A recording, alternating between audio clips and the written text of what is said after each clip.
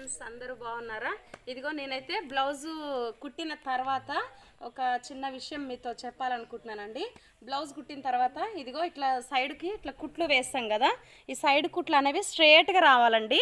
ఈ కుట్లు అనేవి ఇంకో ఇట్లా స్ట్రేట్గా నేను కుట్టిన ప్రతి బ్లౌజ్కి అయితే ఇదిగో ఇట్లా స్ట్రేట్ కుట్లు వస్తాయి. చూడండి, కుట్లు కనిపిస్తున్నాయి మీకు. సేమ్ కలర్ దారం ఉంటుంది కాబట్టి మరి మంచిగా కనిపిస్తున్నాయో లేవో. ఇంకో ఇట్లయితే స్ట్రేట్గా వస్తాయండి.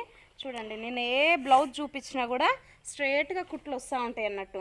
అట్లా స్ట్రేట్ వస్తే ఏంటంటే మనకు ఫిట్టింగ్ మంచిగా ఉన్నట్టు అన్నట్టు. ఓకేనా? ఇదిగో చూడండి, ఇంకో ప్రతి బ్లౌజ్కి అయితే ఇదిగో కుట్లు కనిపిస్తున్నాయండి. ఇట్లా స్ట్రేట్గా పైనుంచి ఇదిగో ఈ చివరి నుంచి ఈ చివరి వరకు ఇట్లా చక్కటి కుట్లు ఇట్లా రావాలన్నట్టు. ఇట్లా వస్తే బ్లౌజు పర్ఫెక్ట్గా కుదిరినట్టు అండి. ఓకేనా? మీకైతే ఈ విషయము మీకు చెప్పాలనేసి చెప్తున్నా. సైడ్ కుట్లు అనేవి స్ట్రేట్గా రావాలి. మనము హ్యాండ్ లూజ్ నుంచి